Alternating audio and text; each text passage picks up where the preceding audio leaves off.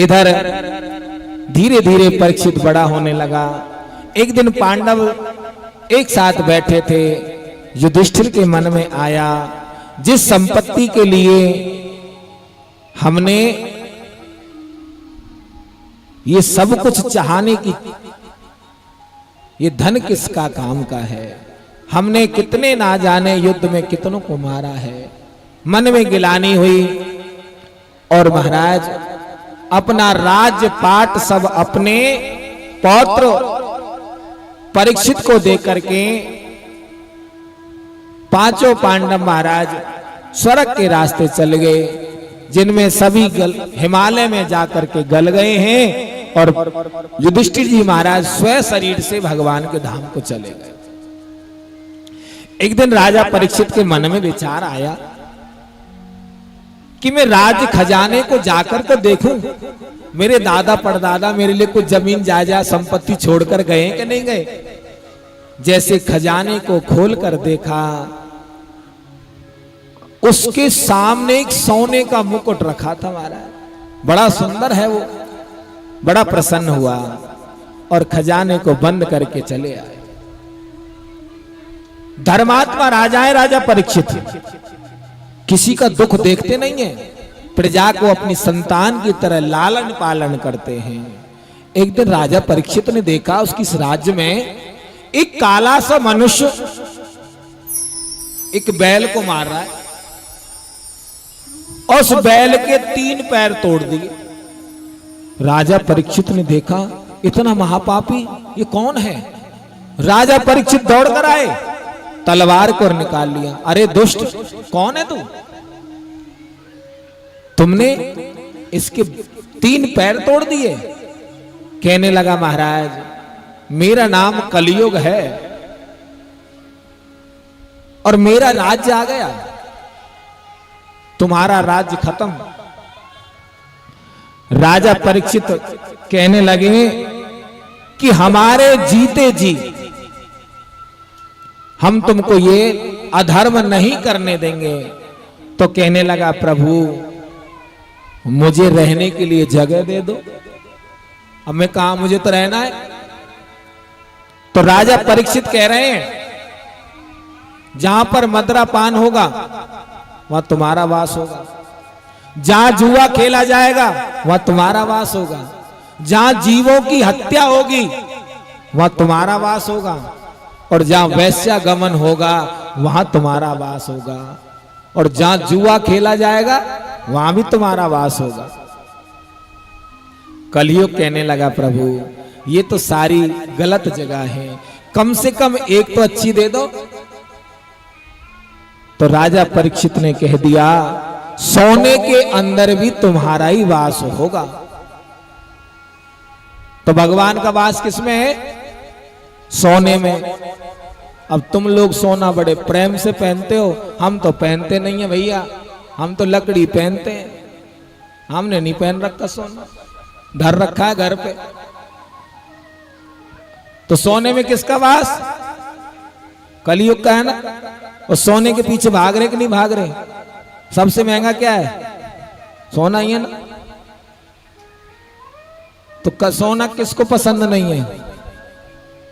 सोना किसको पसंद नहीं है? सबको पसंद है ना, सब सोना पहनना चाहते हैं। तो कलियुग का वास किसमें है? तो इसलिए कलियुग को दूर रखना है तो कल अपना अपना सोना लाके यहीं चढ़ा देना।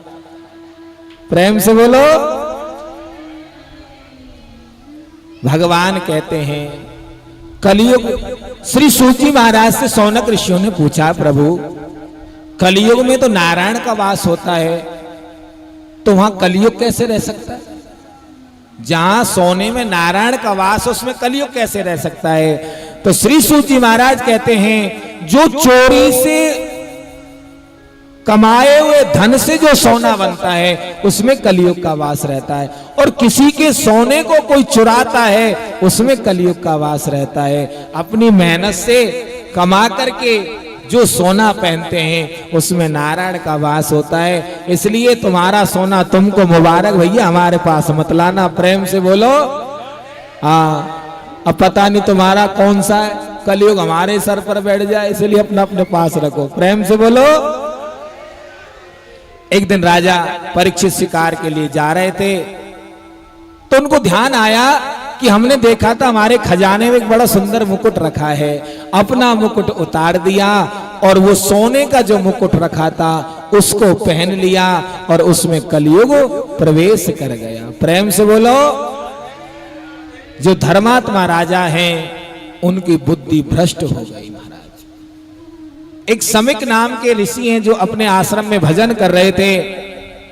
राजा के मन में अभिमान आ गया, ये ऋषि हमको देख करके नाटक कर रहा है, हम यहां के राजा हैं और इन्होंने हमें प्रणाम भी नहीं किया, आसन भी नहीं दिया। वहां पर एक मरा हुआ सर्प पड़ा था महाराज, उसको तीर से उठाया और महाराज उनके एक समिक ऋषि के गले में डाल दिया। अपने नगर को चले गए। जैसे ही मुकुट को हटाकर रखा, उनको एक यम याद आ गया, अरे हमने कितना बड़ा अपराध कर दिया है। और वो मुकुट कौन किसका था पता है? जिस मुकुट को पहनकर राजा परीक्षित गए थे वो मगध देश के राजा जरासंध का मुकुट था। और जरासंध कौन था? कंस का ससुर। भगवान श्री कृष्ण अर्जुन और भीम को साथ लेकर के जरासंध का उद्धार करके और उस मुकुट को छीन कर लाए थे पांडव। उसी मुकुट को राजा परीक्षित ने पहन लिया और उसमें कलयुग प्रवेश कर गया। क्यों? क्योंकि पांडवों का तो मुकुट था ही नहीं ना। इधर समिक ऋषि के पुत्र हैं श्रृंगी ऋषि, वो सरोवर में स्नान कर रहे थे। ऋषि कुमारों ने जाकर कहा कि यहाँ के जो राजा हैं उन्होंने तुम्हारे पिता के गले में मरा हुआ सर्प डाल दिया है। श्रृंगी ऋषि को क्रोध आया, हाथ में जल लेकर श्राप दे दिया कि आज से 7वें दिन यही तक्षक नाग जिंदा होगा और राजा परीक्षित को डसेगा और उसकी मृत्यु हो जाएगी।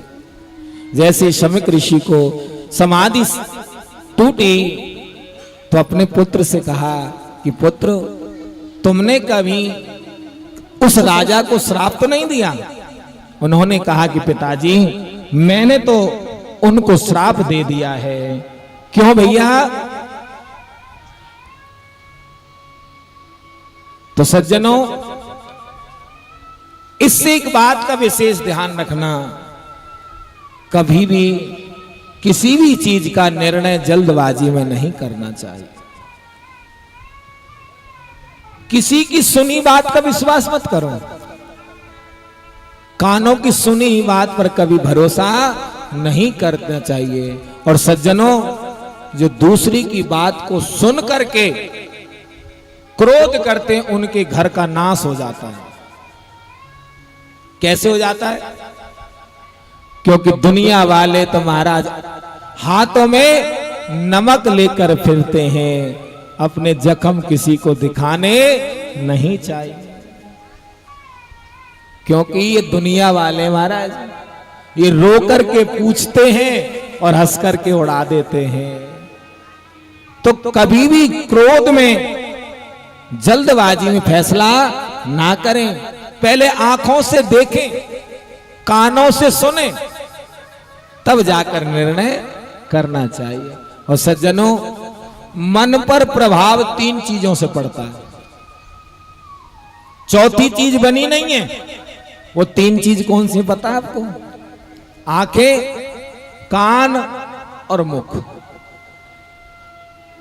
जैसा आंखें देखती हैं वैसा मन पर प्रभाव पड़ जाता है। भगवान के दर्शन करते हैं तो महाराज मन प्रसन्न हो जाता है। और इन्हीं आंखों से हम अनेक प्रकार की चीजें देखते हैं। तो जैसा देखोगे वैसा मन पर प्रभाव होगा, जैसा सुनोगे वैसा मन पर प्रभाव। अब तुमसे कोई आकर कहे कि भैया पता है वो हमारे घर से 3 नंबर वाली है ना, वो तुम्हारे बारे में ऐसा ऐसा कह रही थी, तेरे बेटे के बारे में, तेरे बहू के बारे में कह रही थी, तो सुन लिया। ओ अच्छा, उसकी इतनी हिम्मत। अब वो कह रही है कि नहीं कह रही है, आपने तो नहीं सुना, लेकिन हमने निर्णय कर लिया। तीसरा महाराज, जैसा बोलोगे वैसा मन पर प्रभाव पड़ता है। जैसा खाओ अन्न और वैसा हो जाए, जैसा पियो पानी और वैसी हो जाए वाणी।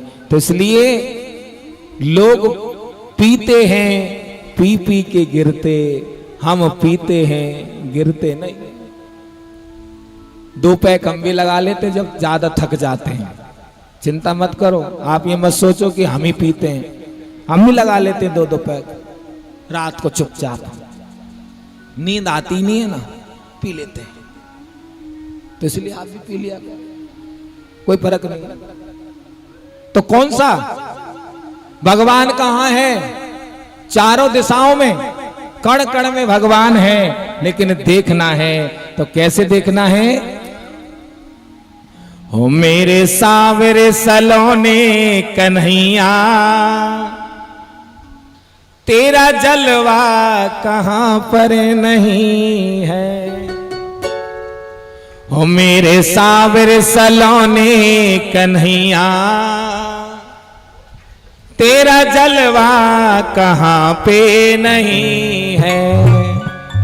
हो तेरा जलवा कहां पे नहीं है, हो तेरा जलवा कहां पे नहीं है। हो मेरे सावरे सलोने कन्हैया, तेरा जलवा कहां पर नहीं है। वो तेरा जलवा कहां पे नहीं है, तेरा जलवा कहां पर नहीं है। तेरा जलवा कहां पर नहीं है, तेरा जलवा कहां पर नहीं है। मेरे सावरे सलोने सावरिया, तेरा जलवा कहां पर नहीं है। मेरे सावरे सलोने कन्हैया, तेरा जलवा कहां पर नहीं है।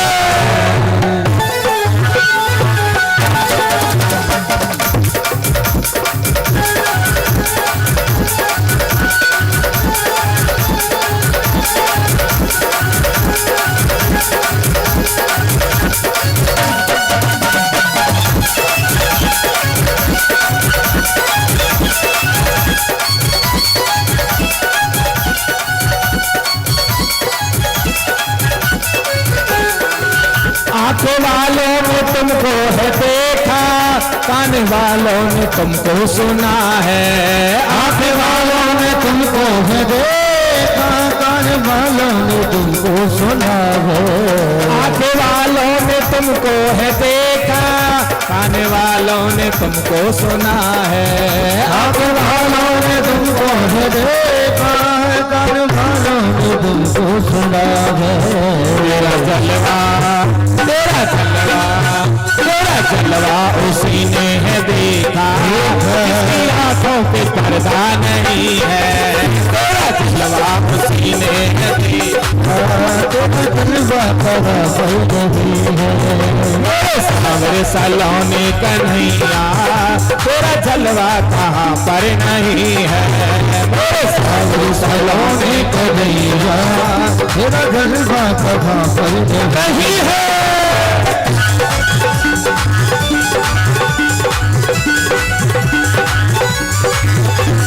ताली बजाते जय हो।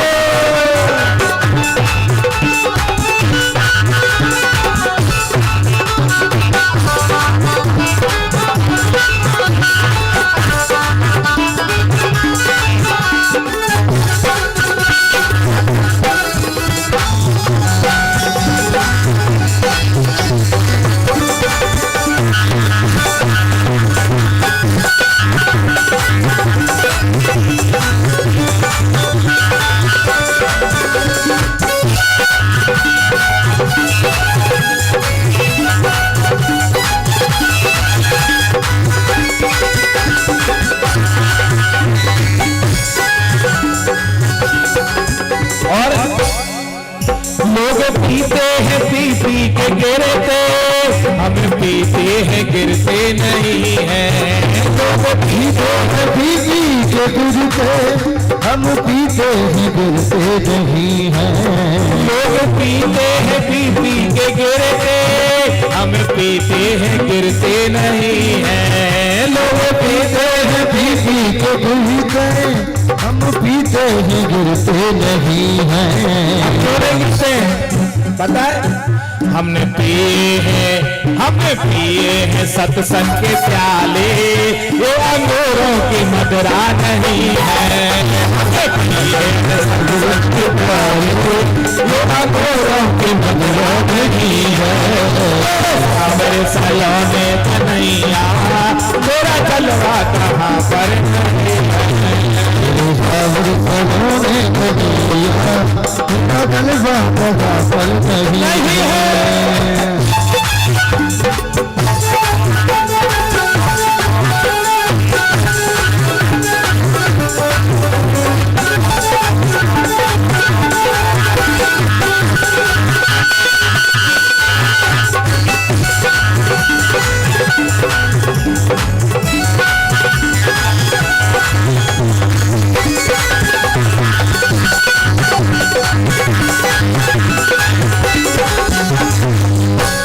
और अंत में बड़ी सुंदर बात कही है,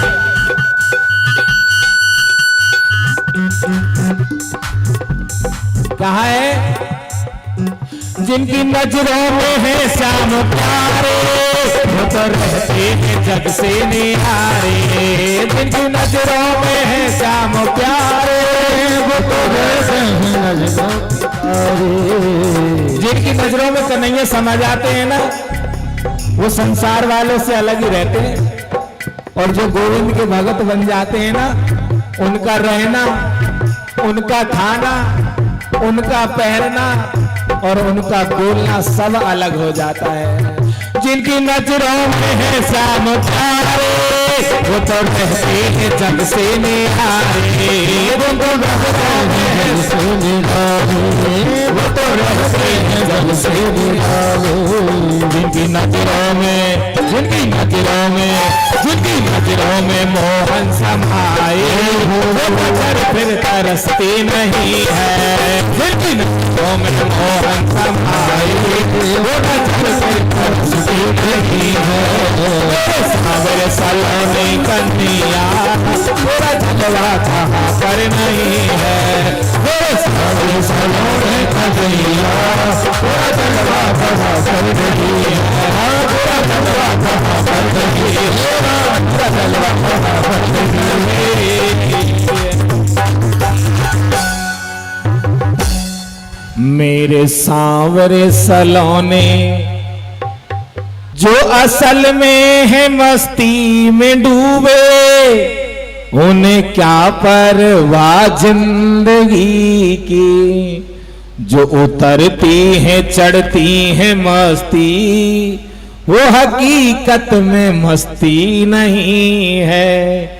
मेरे सांवरे सलोने सांवरिया, तेरा जलवा कहाँ पर नहीं है। बोल गोविंद भगवान। कण कण में बसा प्रभु देख रहा, पुण्य करो चाहे पाप करो, और उसकी नजर से कोई बच न सका। पुण्य करो चाहे, हम दो आंख वालों से डरते हैं। कितनी आंख वालों से? दो आंख वाले से। लेकिन जिसकी हजारों आंखें हैं उससे कोई नहीं डरता।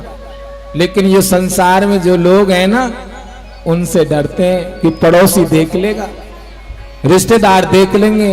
अरे भैया, इन दो आंख वाले से क्या डरना है? डरना है तो सो परम पिता परमात्मा से जरो, जो कण कण में बसा हुआ है, हर पल देख रहा है कि तुम पुण्य कर रहे हो कि पाप कर रहे हो।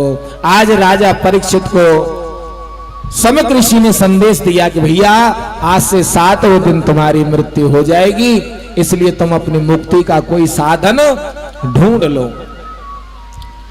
राजा परीक्षित दुखी नहीं हुए, राजा परीक्षित प्रसन्न हो गए। कम से कम मेरा निश्चित तो हो गया कि मैं आज से 7वें दिन मर जाऊंगा। आज राजा परीक्षित ने अपना राज्य पाट जो भी कुछ था अपने पुत्र जन्मेजय को दे करके वन में चले गए भजन करने और अपनी मुक्ति का साधन ढूंढने के लिए चल दिए हैं। और सज्जनों, हमारी 90 वर्ष की आयु हो जाती है लेकिन फिर भी अपनी मुक्ति का साधन नहीं ढूंढ पाते हैं। राजा परीक्षित चल दिए हैं और आज की कथा को यहीं विराम करते हैं। ठीक है, समय हो गया और कल की कथा, कल वामन भगवान की इसी समय आपको सुंदर झांकी के दर्शन कराए जाएंगे। भगवान वामन राजा बलि के द्वार पर भिक्षा मांगने के लिए जाएंगे। ठीक है, क्या मांगेंगे और भिक्षा में क्या मांगा था? 3 पग भूमि। तो तुम भी एक एक पग भूमि कल दान कर देना। ठीक है, प्रेम से बोलो। एक एक पग मांगेंगे, हम भी ज्यादा नहीं चाहिए। भगवान ने 3 मांगी थी तो हम तो 1 ही दे देना आप बस। ठीक है, प्रेम से बोलो। जय जय श्री राम, जय जय श्री राम। आइए, कल सभी भक्त समय से पधारे और कथा में व्यास जी पहले आके बैठ जाते हैं, आप बाद में आते हो। तो इसमें भी देखो ऐसा है, मेरी बात सुनो, हमें चौकीदार नाचना है। अच्छा ठीक है, ठीक है। तो हम चौकी पर बैठे चौकीदार हैं, आप जमीन पर बैठे आप जमींदार हो, तो इसलिए भैया आपकी तो माननी पड़ेगी। प्रेम से बोलो राधे। वृंदावन कौन कौन कर चलना चाहता है? सब चलेंगे ना? तो तुम्हारा रहना खाना आना जाना सब हमारी तरफ से। तो भाव से चलिए एक बार वृंदावन के दर्शन करते हैं। वृंदावन जाऊंगी सकीना लौट के आऊंगी, वृंदावन जाऊंगी सकीना लौट के आऊंगी, वृंदावन जाऊंगी सकीना लौट के आऊंगी, वृंदावन जाऊंगी सकीना लौट के आऊंगी।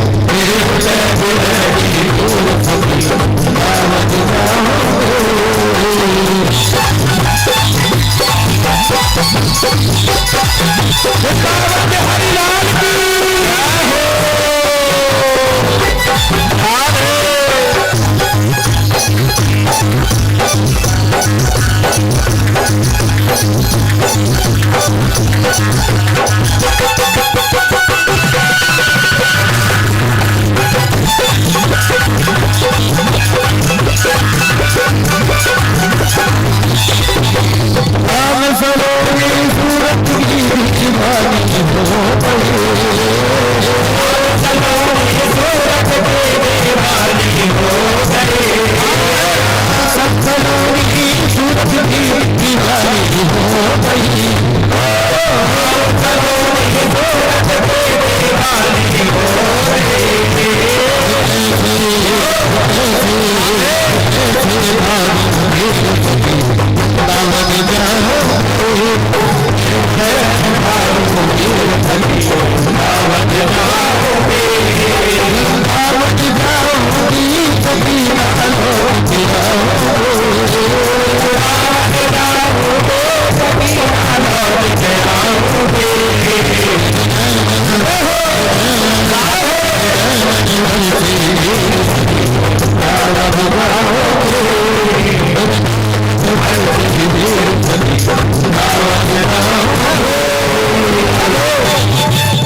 देखो चलो बेटा बिटिया, माता जी को खुशी नहीं हो रही क्या आज? तो खड़े होकर जाओ ना, आगे वाले भक्त तो बैठे ही नहीं, सब खड़े हो जाए, सब खड़े हो जाए, आनंद ले लो। और भगत जी हमारे तो पीछे खड़े ना लाल टी शर्ट में, इधर से आ जाओ गली में से। अरे बहुत दिन में दर्शन दिए महाराज, दूसरा दिन है, आइए आइए प्रभु। ना ना ना ना ना